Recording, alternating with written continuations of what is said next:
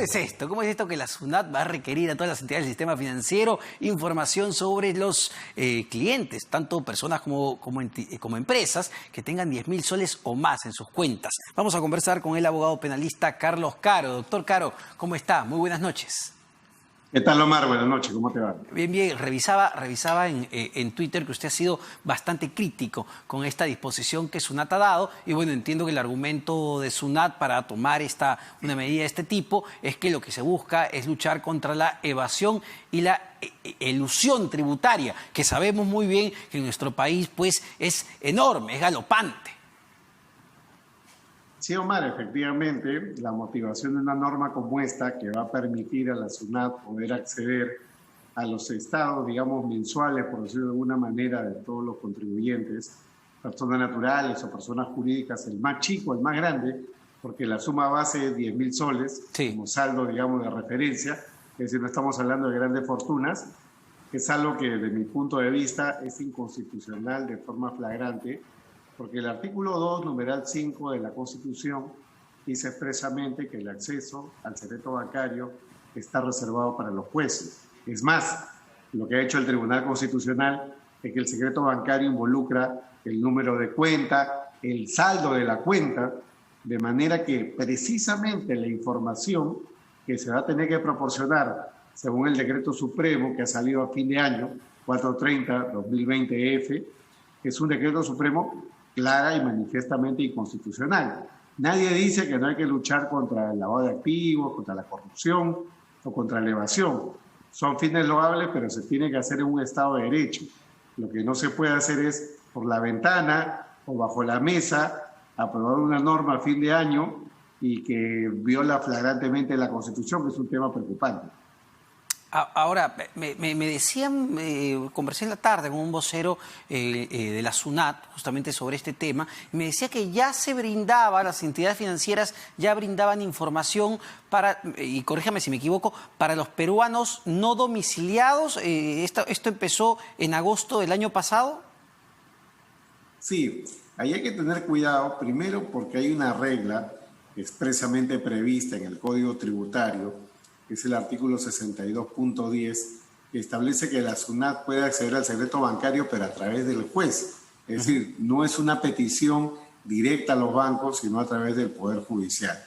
En el caso de los tratados de libre intercambio de información o intercambio automático de información financiera, el problema que se suscita es exactamente parecido. Hay una norma en la Ley General del Sistema Financiero que permite la entrega de información a estados extranjeros cuando quieren información de sus ciudadanos que tengan cuentas domiciliadas en el Perú, y eso desde luego puede ser objeto en cualquier momento del mismo cuestionamiento que estamos hablando acá, con el detalle de que en aquella ocasión estamos hablando incluso de una norma de rango legal. En el caso nuestro, en los últimos días estamos hablando de un decreto supremo, es decir, que viene de la mano del Poder Ejecutivo sin ninguna autorización del Congreso, y como te digo, con carácter general, porque esto ya se aplica a todos los peruanos, lo cual desde mi punto de vista llama poderosamente la atención, porque el secreto bancario es algo que está previsto en la Constitución, y la Constitución es bastante clara en establecer que la vía de acceso es a través del Poder Judicial. Ahora, el ex jefe de la SUNAT, Luis Arias Minaya, colocaba, porque esto se ha generado un interesante debate tributario y legal en las redes sociales, pero comentaba lo siguiente, incluso hacía alusión a un tuit de usted, y decía: ya el Tribunal Constitucional se pronunció al respecto. La SUNAT puede acceder al secreto bancario porque es para fines constitucionalmente legítimos, que son la lucha contra la evasión y la elusión tributaria. Y cita y adjunta y pega ahí un post entiendo, una sentencia del Tribunal Constitucional. Sí, pero hay que tener en cuenta de que ese dato es un dato que tiene que ver con la información propia del sistema de bancarización. En el año 2004 se establece a través de una regulación que la SUNAT puede cobrar el impuesto a las transferencias financieras, el famoso ITF. Eso fue objeto de una demanda de inconstitucionalidad, y el Tribunal Constitucional dijo en su momento de que esto era válido porque era un mecanismo para luchar precisamente contra la evasión y la elusión. Pero hay un detalle importante. En el ITF no existe el detalle de los saldos, Sí. no existe el detalle, digamos, de los titulares de las cuentas, si es mancomunado o no, simplemente estamos hablando de información en bruto que puede manejar la SUNAT. Ahora no, ahora conforme establece el reglamento, expresamente se da el número de cuenta, las titularidades, los saldos y eventualmente ya lo único que falta es que digan los movimientos, ¿no? Entonces ya con lo cual prácticamente el secreto bancario desaparece o ya no existe. Pensemos que incluso para luchar contra la corrupción o el delito de lavado de activos, un organismo tan importante como la Unidad de Inteligencia Financiera no accede directamente al secreto bancario, lo tiene que hacer a través de un juez. Lo mismo los fiscales. Los fiscales del caso Lavajato, que persiguen los grandes hechos de corrupción en el país, son fiscales que para levantar el secreto bancario tienen que ir ante un juez, porque la SUNAT no puede hacer exactamente lo mismo, el mismo esfuerzo. Lo que se quiere es cerrar el círculo del manejo de la información financiera y como saben eso puede acarrear una serie de riesgos, no solo por los temas que se puedan mencionar relativos a las seguridades personales, sino básicamente con lo que es el control de la actividad financiera.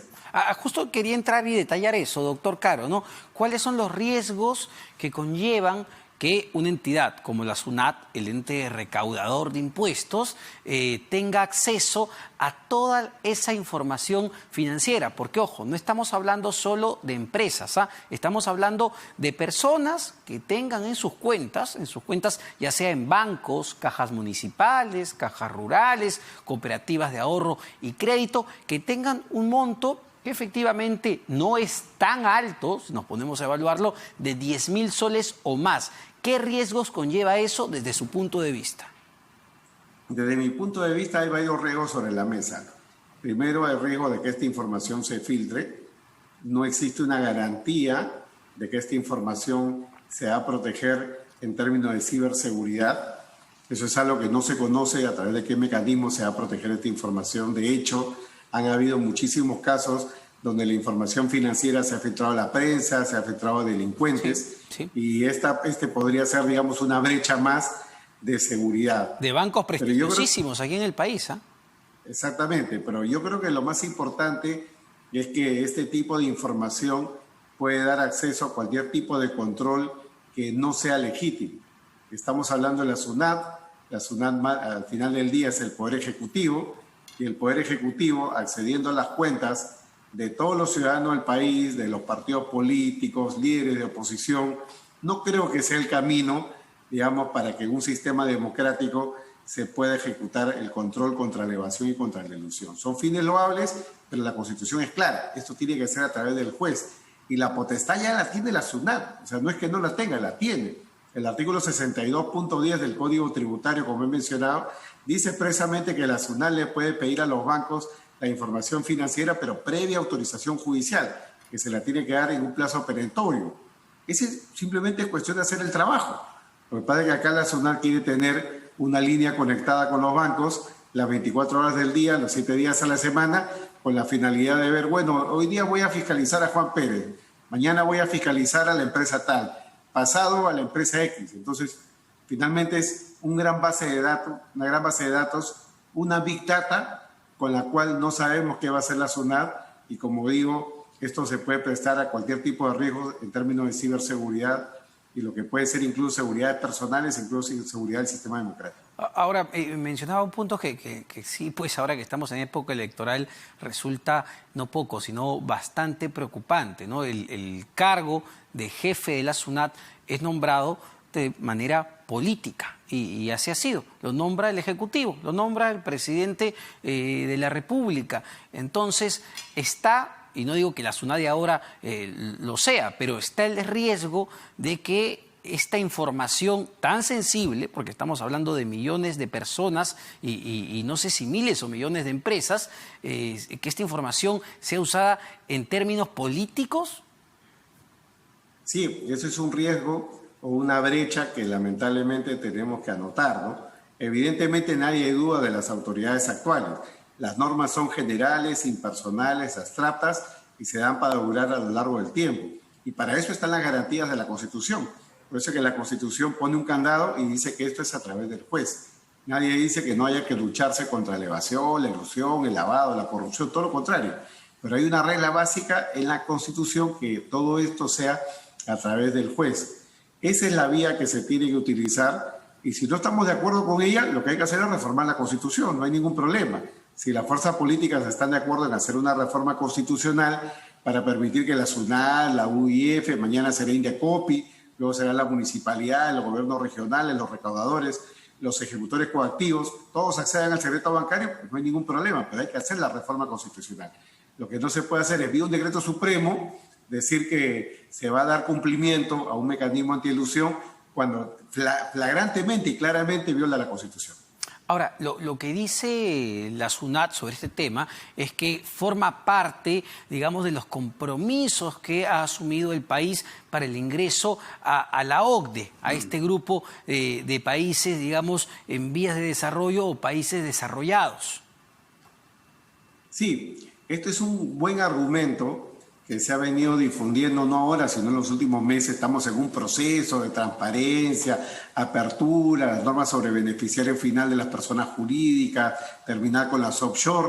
Todo eso es plausible, no hay ningún problema. El detalle es de que ningún compromiso internacional puede violar la Constitución. Ningún organismo como la OCDE, por más que el Estado peruano se mantenga como aspirante, porque no somos miembros de la OCDE, en la región solamente lo son Chile y México, ningún compromiso puede demandar violar la Constitución, salvo que, nuevamente repito, se sigue el procedimiento de revisión de la Constitución. Si esa es la vía que hay que seguir para cumplir con cualquier compromiso internacional. ¿Y qué va a pasar ya, doctor Caro, digamos, en términos prácticos a partir de ahora? Porque entiendo que desde el 1 de enero esto ya entró en vigencia, ya las entidades financieras van a tener que reportarle todos los meses esta información, insisto, sumamente sensible a la SUNAT. ¿Esto va a ser así y está oleado y sacramentado? ¿Qué es lo que va a pasar? Yo pienso que las entidades financieras no van a ser cuestión de Estado. De hecho, he hablado en el transcurso del día con varios colegas que trabajan en el sector financiero. Piensan igual que yo, pero evidentemente es el dura lex el lex, van a tener que cumplir con la regulación. Claro. Ellos no van a interponer ninguna demanda, ninguna acción para evitar el cumplimiento de esto. Así que esto es algo que ya va a caer sí o sí tarde o temprano, en los siguientes días o de acá a pocas semanas.